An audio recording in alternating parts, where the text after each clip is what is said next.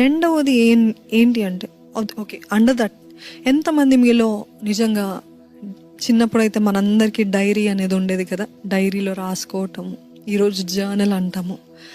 So I really suggest you all to maintain a journal, because I do. And nobody sees that, nobody reads that. It is only a personal book for me and God. దేవునితో అంటే ఒక love లెటర్గా I just maintain that journal. నా మనసులో ఉన్నదంతా చాలాసార్లు నాకు మాటల్లో రాదు. ఐఎమ్ అంటే నాకు ఎప్పుడు కూడా నేను చదివేటప్పుడు గొప్పగా చెప్పట్లేదు, కానీ నాలోన బలహీనత, నాలోన బలము ఎలాగైందంటే, మాట్లాడటము కంటే రాయటంలో ఐ ఎక్స్ప్రెస్ మచ్ బెటర్. చాలామంది మాటల్లో ఎక్స్ప్రెస్ చేస్తారు, for me it is not possible. I express much better in writing.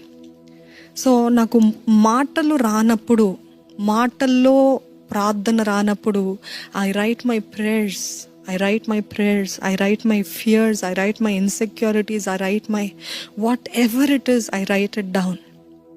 So I strongly recommend you, if it is possible, మీరు కూడా మీకు దేవునికి సంబంధించింది మాత్రమే జర్నల్ తీసుకొని ఆయన చేసిన మేలన్నిటినీ రాయండి. లేకపోతే మీకు మీ మనసులో ఏదేదో ఉందో అదంతా రాసేయండి.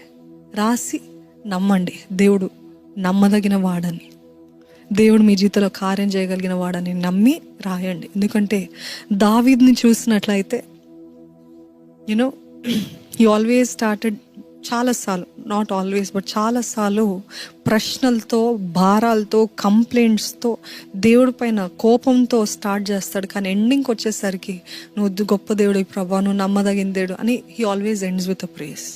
ఎందుకంటే చాలాసార్లు మనము అదంతా దేవునితో చెప్పుకున్న తర్వాత అప్పుడు హృదయం అంతా తేలికయ్యి, ఆయన గతంలో చేస్తాడు కదా, ఇప్పుడు చేస్తాడు, ఆయన గతంలో నెరవేర్చాడు కదా, ఇప్పుడు చేస్తాడనే విశ్వాసము, ధైర్యం కలుగుతుంది.